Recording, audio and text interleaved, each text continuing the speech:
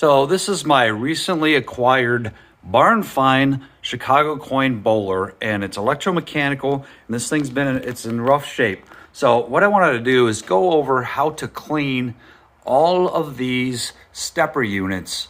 And this is a universal tip that will help in electromechanical pinball machines that have these stepper units. So I'm going to show you what a working one looks like and what a non-functioning one looks like, and I'm going to show you how to clean them. So let's take a look.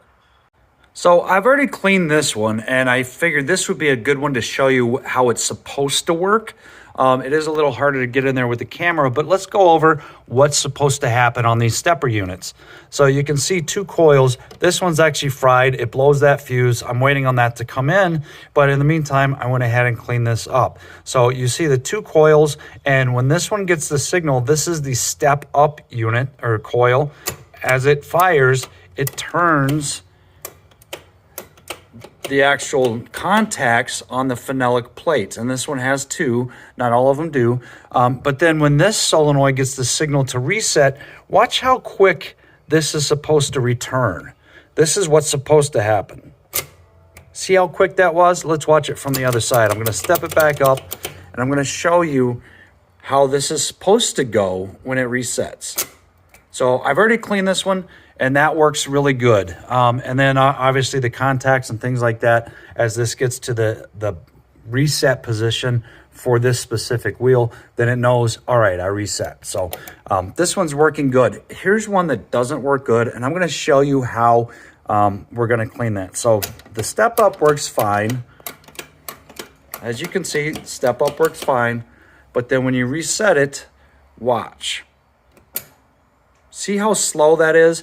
It is gummed up. I can use my thumb and actually reset it. So it is gummed up and is not resetting. And that's what happened with this coil here. It wasn't resetting, so the coil stayed on, and it ended up frying the coil and taking out the fuse. So one more thing to note is not all of them have the reset coil where it resets all the way to the 0 position. For instance, these guys up here, they reset in steps. So it fires this and it goes one notch to reset it. So each one are a little bit different, but the cleaning is the same. So I'm going to show you how to disassemble this and clean it. So before we get started, I want to show you the supplies I use. The label is off of this, but this is called PBR grease. I get it from Pinball Resource, and I've had it for years. It doesn't take much at all. I also use, this is 1500 grit, and I'll be using that to clean up the contacts in the plate. And then I have isopropyl alcohol that I clean the plate with, and then I use that sandpaper, 1500 grit, to clean the contacts. And some people would argue that this is or isn't the right call. This is just a light lubricant, so I pull the wheels off and I lube those up. So let's see how this goes. So here's that gummy stepper unit that I'm going to clean up. And the first thing you want to do, see that orange mark? That is I'll call it a reference or an index mark, so that when this is fully reset in its bottomed out position, you know how to put this contact wheel back on. So first thing I do is make sure it has that. If it doesn't, I make my own index mark, but I'm going to hold the gear on the back side with my fingers, and then I'm going to loosen this lock nut. The other thing to note is this is kind of in a tight spot, so you want to make sure you're not bending the wires and breaking off other contacts close by.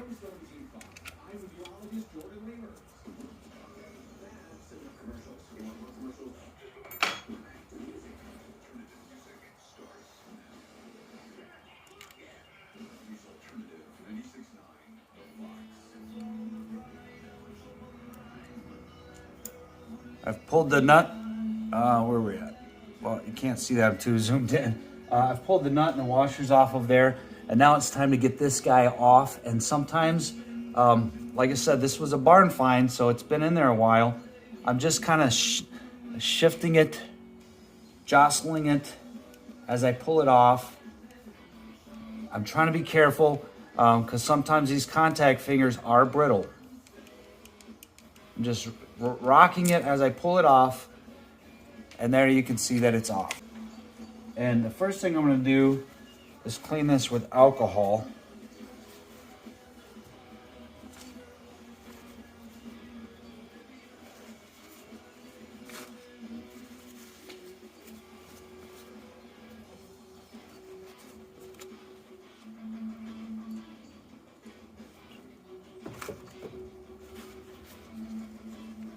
And when you're doing this, you want to keep this shaft pushed in from the back side. Keep it in there, because if you don't, it could pop out. If it slides down, that spring will unwind and you'll have to rewind it. So when you do that, just be cautious of that and know that that could be an issue.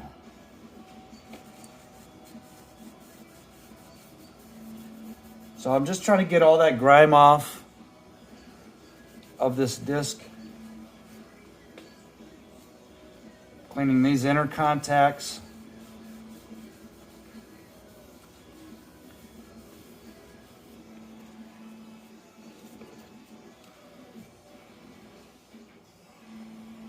And with this guy, you'll kind of want to do the same thing. And again, be careful as you're looking at this, inspect the fingers, make sure they're not cracked.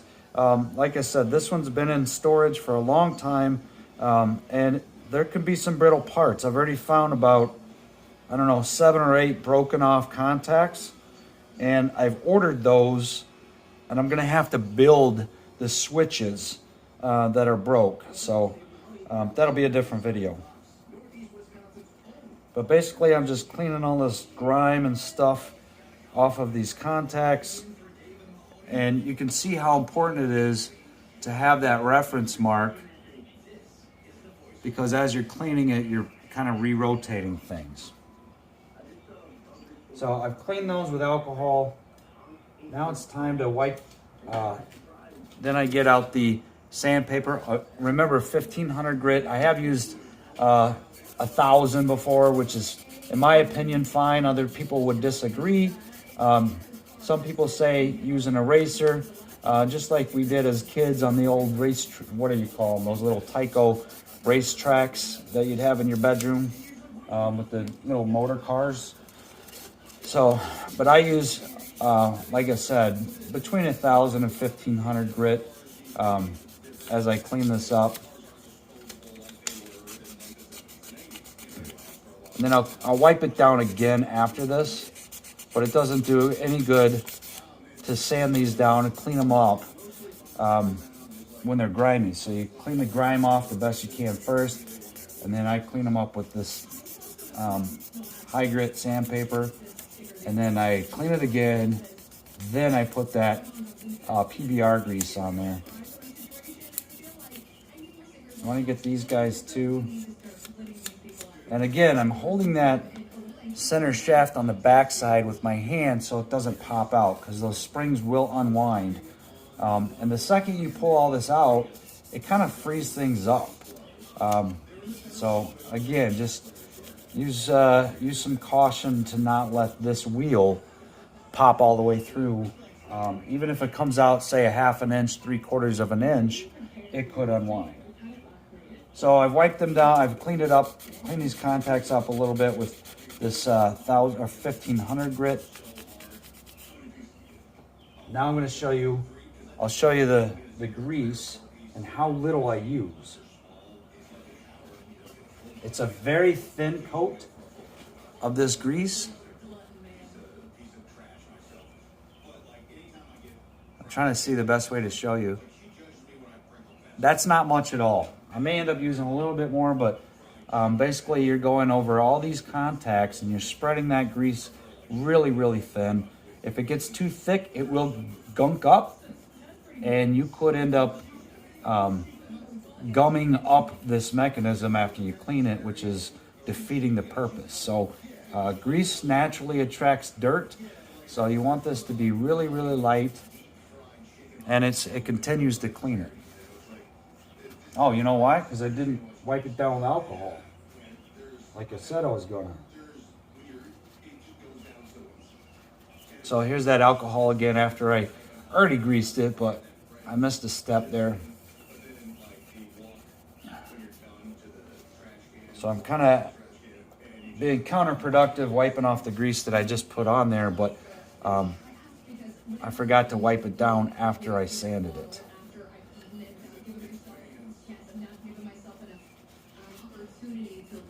No harm, no foul.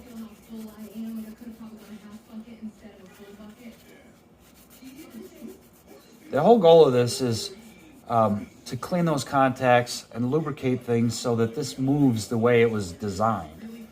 And after setting so long in a barn, it's not doing that. And when we're all done with this cleaning, I'll show you. Hopefully you remember the difference. Now we're going back with that grease. Remember, it's not much.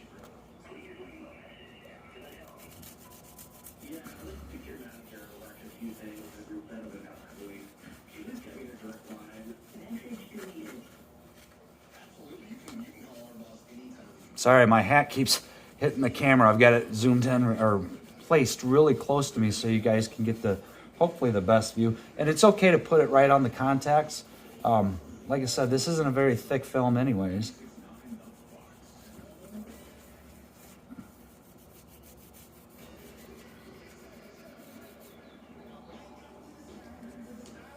So basically, I'm just going over all the traces that those contacts run on to make sure that everything's lubed up really good and not excessive. So that's pretty much how I clean that and then grease it up with that PBR grease. Let's flip this over to the other side. I'm going to pause this for a minute while I get set up. So this is the part that I wanted to show you. Remember I said if you pop this up from the back side, even a half an inch, this thing will try to unspring on you. There's a stop. It's really hard to show you. You can kind of see that stop right down there. And there's a cam. See, as I push that up, this cam comes, that's your physical mechanical stop. And what happens is the tension on the spring brings it back to that point. But if you pop that up unintentionally, it will allow this to keep going and unwind the spring, the tension on the spring. So that's why you have to be cautious when you do that. So basically all I do at this point, this one does not have switches on it like the other one. So I get a rag and I spray a light film of that grease or that oil, and I protect the switches and everything underneath it. With it laying down flat, it's not so bad because the oil isn't gonna run all over the place. Now the contacts are not on the back side, and I say that because some sprays and lubricants are flammable, so you want to be cautious on using some of this. But in this case, I'm pretty confident in what I'm doing, and some guys would maybe argue don't do that, but I'm not replacing 300 springs from a Barn Find arcade. Instead, I'll just be ginger with it, and I'll try to clean up any oil that may overspray or run. But already, you can kind of see how that tension already pops back, like the old rotary phones. So that's already way more free than it was when we started this.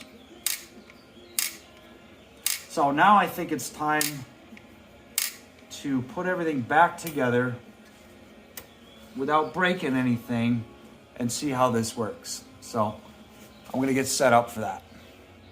Okay, so I've lubed up that spring. I've cleaned up the plate. The contacts are back. You can see this is keyed up and down, which is exactly how we want it. So you see that, remember that index mark? There's a paint mark right down there, which you can kind of see that orange. So now we want to put this back on the same way. And remember, I'm pushing in on that gear. You can see it kind of turn, the shaft turn. I'm keeping my hand on the back side of that so that I can, one thing I missed. So these two contacts right on the inside of this. So let's clean that real quick. The same way we've done everything else with some alcohol and just a little bit of that 1500 grit. I missed that part. This shouldn't take much. There's just 20 years of, I don't know what you call it, just grime. But you want to make sure this is good and clean so that those contacts are good and solid on the inner ring of this. It won't take much at all. So here I'm just rubbing that 1500 grit around the inside, just kind of trying to clean it up a little bit. And again, be cautious of those fingers, the contacts. You don't want to crack them. I think this is a 1970 electromechanical bowler, so they're old. But like I said, this applies to electromechanical pinballs as well. There's plenty of these wheels on here. So again, I'm pushing back on that, and I'm going to slide this back in the same way I took it out.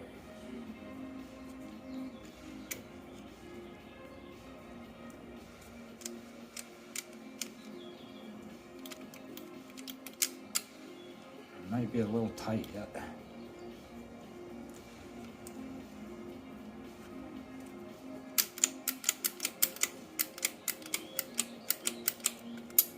So it's still not releasing.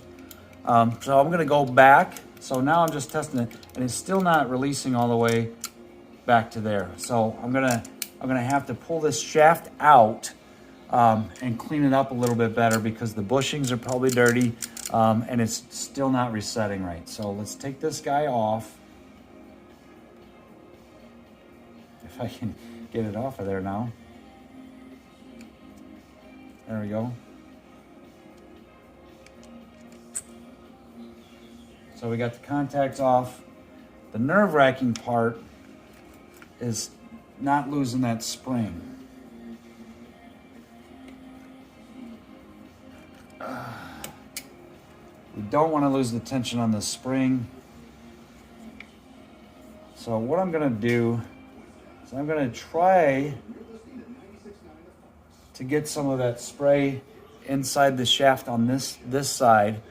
I'm going to spray it probably right down through here, where there's no harm of it hitting the coils. Now you can take this completely apart if you choose. I'm not doing that. There's a lot of work to be done on this thing, and I don't even know if I'm going to get it working yet, but the first thing I want is this to mechanically work the way it was designed.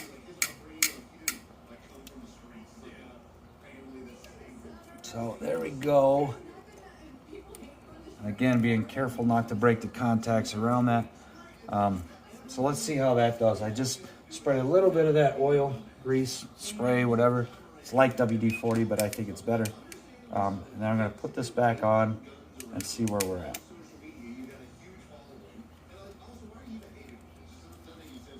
So you can still do this without having the nut on there. Let's see if that helped at all. It did a little bit, but still not enough for what I think it needs. So let's take it back off and do this a third time.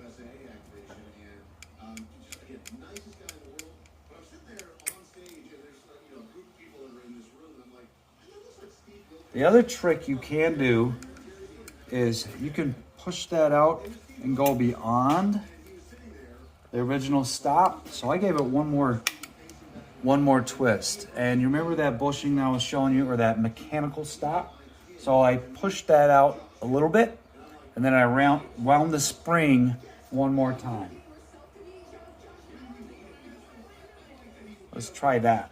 It was already getting more free without that tension. So let's see how it does now. All right, here goes the test. So activate it.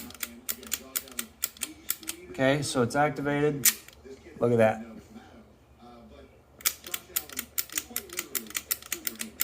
So if you remember from the very beginning, this thing would hardly turn. So I did end up wrapping it one more wrap. I wouldn't go any more than that. But that's pretty much it. Let's put this thing back together. So there it is. I hope that helped. I'm going to activate it so you can see. Just watch these contact fingers. So works good there. Here's the reset.